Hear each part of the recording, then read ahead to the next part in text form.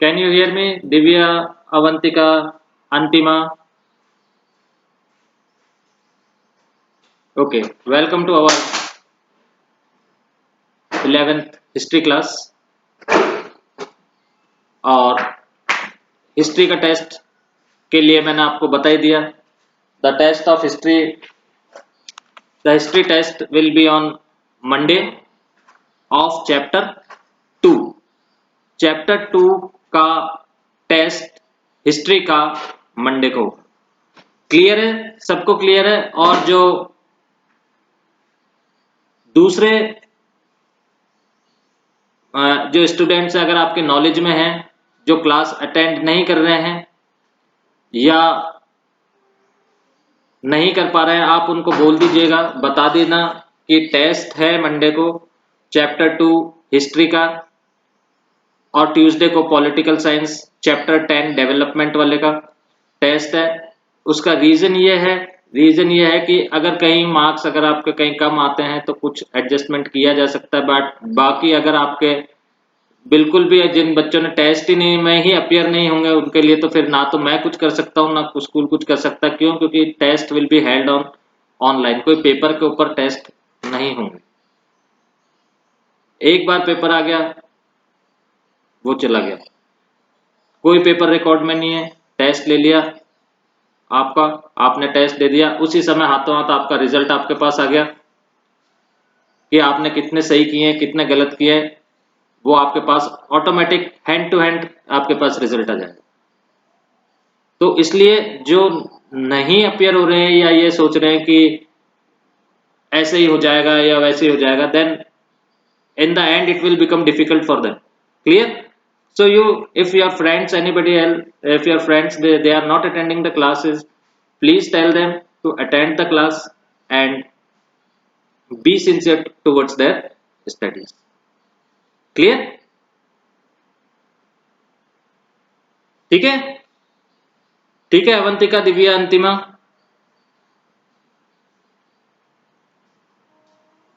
shall we start okay we were on the after page number 86 we were on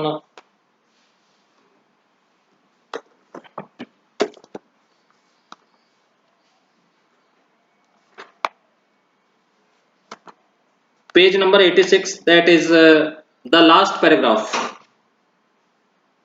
page number 86 last paragraph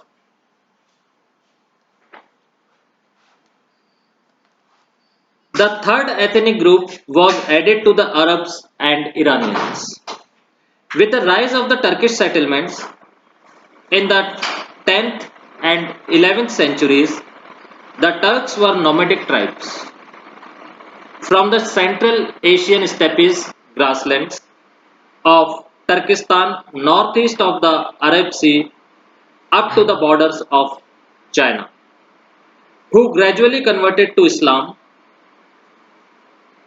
They were skilled riders and warriors and entered the Abbasid, Samanid, and Buyid administration as slaves and soldiers. And military abilities. The Ghaznavid Sultanate was established by Alpigin in 1961 and consolidated by Muhammad of Ghazni in 1998 to 1030. Like the Buyids, the Ghaznavids were a military dynasty with a professional army of Turks and Indians. One of the general of Muhammad was an Indian named Tilak. But their centers of power was in Khorasan and Afghanistan, and for them the Abbasid caliphs were not rivals but a source of legitimacy. Muhammad was conscious of being the son of slave and was especially eager to receive the title of Sultan from the Caliph. The Caliph was willing to support the Sunni Ghaznavid as a counterweight to Shiite power. Now, अभी तक जो अपन ने देखा कि sultans का उदय होना। अब अगर आपने क्लास 7th में पढ़ा है तो ये मोहम्मद ऑफ गजनी का नाम आपने जरूर पढ़ा होगा। अगर आपने हिस्ट्री पढ़ी है class 6th 7th 8th 9th, CBSE का तो मैं कह सकता हूँ कि 7th क्लास के जो हिस्ट्री का सेकंड चैप्टर है, जिस जो है न्यू किंग्स एंड किंगडम्स है, नई नई डायनेस्टीज हैं, उसके अंदर जब सुल्तान्स ने जब रेड की थी तो वो यही पीरियड था। That was a period between 1998 to 1030। और पृथ्वीराज चौहान का जो भी आपने नाम सुना है, have you heard the name of Prithviraj Chauhan? Prithviraj Chauhan का नाम सुना है आपने?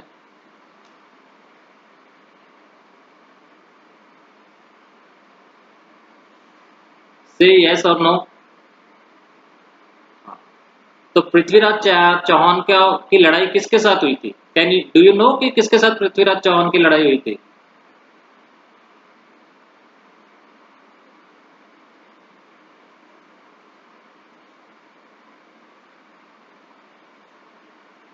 मोहम्मद गौरव ऑफ गौरी के साथ। इसके बाद वो था मोहम्मद ऑफ गजनी के बाद। यू नो कि Mohammad of Ghazni invaded India 3 times, 3 time उसने इंडिया को जीता, मोहम्मद ऑफ गजनी।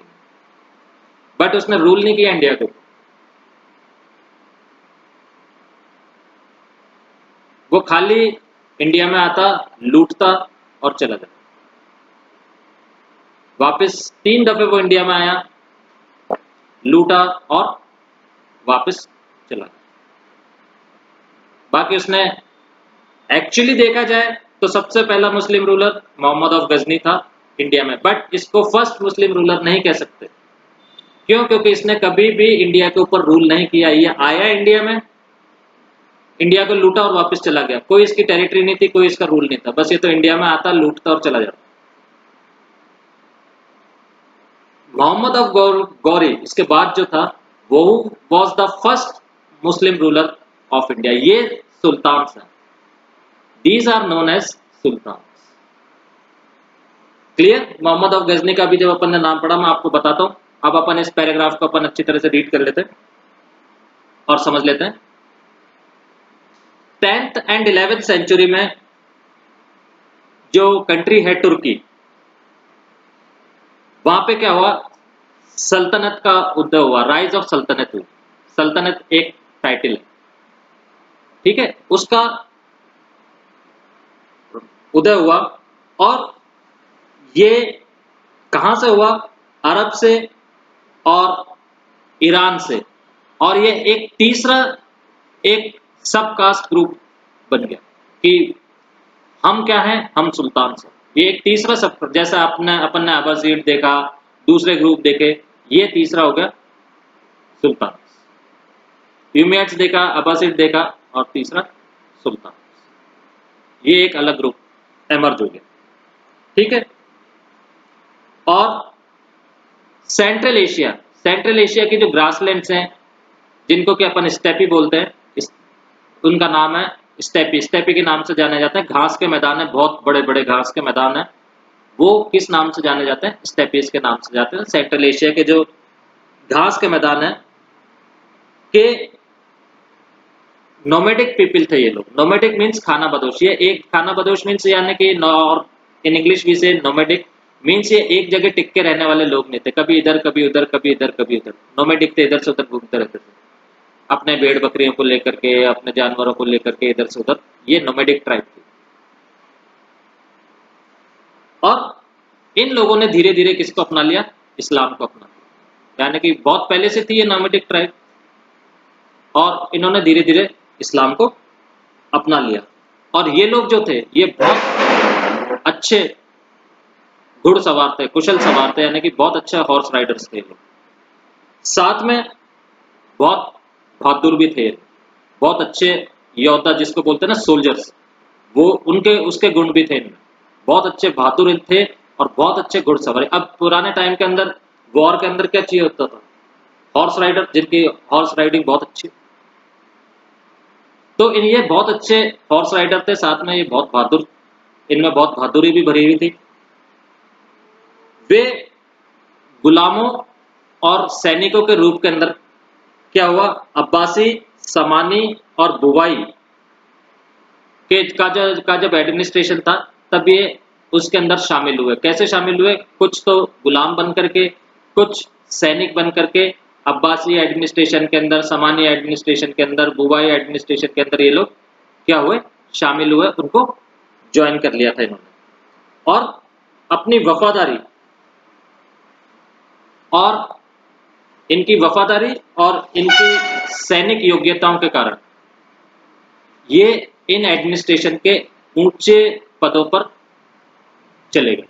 यानी कि जैसे कोई सेना जनरल हो गया, सेनापति हो गया, या और कोई दूसरा ऑफिसर हो गया, इनकी वफादारी और इनकी सैनिक योग्यता के कारण।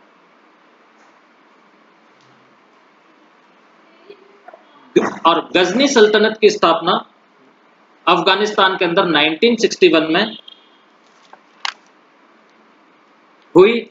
और किसने की?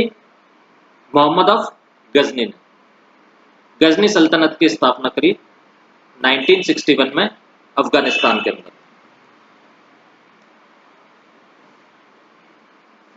और उसे गजनी के महमूद 1998-1030 द्वारा मजबूत किया गया। बुवाइयों की तरह गजनवी भी एक सैनिक वंश था। अब जैसे बुवाई थे तो गजनवी भी क्या था? एक सैनिक वंश था। अभी एक सैनिक वंश हो गए थे जब ये अब्बासी, समानीज और बुवाइयों के साथ के एडमिनिस्ट्रेशन के अंदर रहते थे। इन्होंने सारी सैनिक कला देख ली, ऊंचे पदों पर सैनिक सैनिक जो ऊंचे पोस्ट होती थी ये उसके मिलिट्री की, उसके अंदर रह चुके थे। तो अब जो इनके जो सक्सेसर्स आ रहे थे वो किस वंश के आ रहे थे? सैनिक, यानी कि मिलिट्री। और धीरे धीरे इनके पास क्या हुआ? एक बहुत अच्छी प्रोफेशनल आर्मी इनके पास तैयार होगी। प्रोफेशनल मीन्स, प्रोफेशनल का मतलब होता है पेशेवर आर्मी इन्होंने तैयार कर ली, जिसके अंदर जो से, सेनापति थे वो, या जो फौज थी उसमें Indian soldiers plus soldiers from Turkey, यानी कि इन दोनों की मिली जुली फौज इन्होंने बहुत अच्छी तरह तैयार कर ली। और मोहम्मद ऑफ गजनी के फौज के अंदर तो एक जनरल भी था जो कि इंडियन था, जिसका नाम क्या था? तिलक। और ये जो थे, ये जो गजनी सल्तनत थी, ये क्या थे कि ये अब्बासी खलीफे जो थे ये उनके खिलाफ नहीं थे। ये अब्बासी खलीफों के खिलाफ नहीं थे, बल्कि ये उनको रिस्पेक्ट देते थे। जैसे कि ये जो मोहम्मद ऑफ गजनी है, महमूद ऑफ गजनी है, ये क्या चाहता था कि मेरे को किसी तरह ये खलीफा से सुल्तान की टाइटल या सुल्तान की उपाधि ये मेरे को दे दे। क्योंकि खलीफा क्या माने जाते थे? खलीफा एक क्या चीज होती है? जैसे अपने में जैसे अपन क्रिश्चियंस में देखते हैं पास्टर्स होते हैं, फादर्स होते हैं, या अपने हिंदुइज्म के अंदर ब्राह्मण्स होते हैं, पंडित्स होते हैं, जो कि क्या है, एक तरह से जो भी रीति रिवाज हैं और वो हैं जो पूरा करवाते हैं। तो ये खलीफा वो लोग हुआ करते थे। तो ये क्या चाहता था कि मैं खलीफा के हाथों से क्या हूँ, खलीफा क्या मुझे सल्तनत की टाइटल्स दे दे। तो ये उनके साथ बहुत अच्छा व्यवहार करता था, उनको बहुत अच्छी तरह से रखता था, उनको प्रोटेक्शन भी देता था एबेजिड खलीफास को। और इसकी एक ही चाह थी कि मेरे को किसी तरह से क्या है, सुल्तान की टाइटल मिल जाए। क्योंकि मोहम्मद ऑफ गजनी को ये भी ध्यान था कि वो कौन से वंश से, वो गुलाम वंश से, यानी कि वो ही बिलोंग टू द स्लेव, वो किस वो या उसके जो एंसेस्टर्स थे वो किसी टाइम के अंदर क्या थे? अबाजिड्स के गुलाम थे, अबाजिड्स के अंडर में काम करने वाले अबाजिड्स के स्लेव थे। धीरे धीरे वो लोग आगे बढ़े, मिलिट्री में गए, और धीरे धीरे उन्होंने अपना ही एक रुतबा कायम कर लिया, अपनी एक आर्मी फॉर्म कर ली। और अब वो क्या चाहता था कि मेरे को सल्तनत की टाइटल दी जाए। Got it clear? Any question?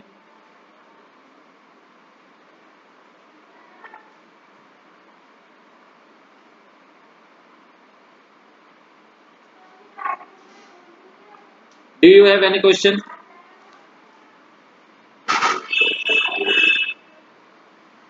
Clear हो गया अवंतिका,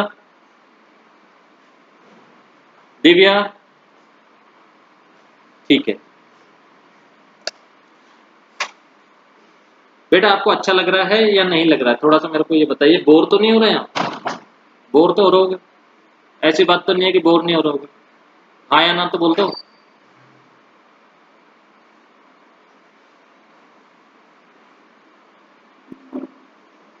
ये बेटा क्या चीज है, देखिए अगर आप इसको थोड़ा सा इंटरेस्टिंगली लेंगे ना, अब ये देखिए अपने यहाँ पे भी अपना इंडिया जो है ना, अपना इंडिया तो क्या है, आपको मालूम है यहाँ पे सारे धर्म के लोग रहते हैं, ठीक है। India is a secular country. तो ये चीज क्या है, ये चैप्टर्स क्या है कि अपने को हर चीज की नॉलेज हो, हर इंसान के पास कुछ ऐसी नॉलेज हो कि वो उसको पता रहे कि क्या चीज है रिलीजन। अब ये जो रिलीजन है, इस्लाम जो रिलीजन है, वैसे तो आपको लग रहा होगा कि सर ये 1000 1500 साल पुराना ही तो रिलीजन है, इससे पुराने तो रिलीजन और भी है। बट अगर आप इसको देखेंगे ना तो ये बहुत पुराना, अगर आप इसकी स्टडी करेंगे तो ये बहुत पुराना रिलीजन है,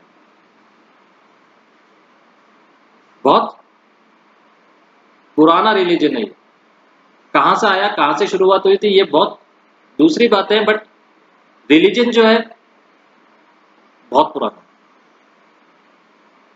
ठीक है, ये तो क्या है, प्रॉफिट मोहम्मद के आने के बाद की स्टोरी, ये उससे भी पहले। सिमिलरली क्रिश्चियनिटी, आप बोलेंगे सर ये तो 2000 2500 साल पुरानी तो है, इससे पहले तो और रिलीजन होंगे, but it belongs from the beginning of the world, it start from the beginning of the world, ये शुरू से स्टार्ट है। बट आगे से क्या दे रखा है, इतनी सारी हिस्ट्री तो अपन रिकॉर्ड नहीं कर सकते, तो जितना अपने को नॉलेज चाहिए कि जितनी अपन एक बेसिक जानकारी किसी धर्म के बारे में या किसी चीज के बारे में नॉलेज गेन कर सके। और यह देखिए कितने डिस्प्यूट्स हुए, कितनी कंट्रीज कॉन्कर की गई, कितनी डायनेस्टीज आई और कितनी चली गई, ये पूरी चीज का अब अपने को देखने को मिल रहा है। और अपना जो पूरा वेस्टर्न एशिया है और सेंट्रल एशिया है और इधर का ईस्टर्न पार्ट ऑफ है, एशिया का काफी ईस्टर्न पार्ट जो है, ये सारी Muslim population. so it becomes very necessary to understand about the facts. Got it? Clear?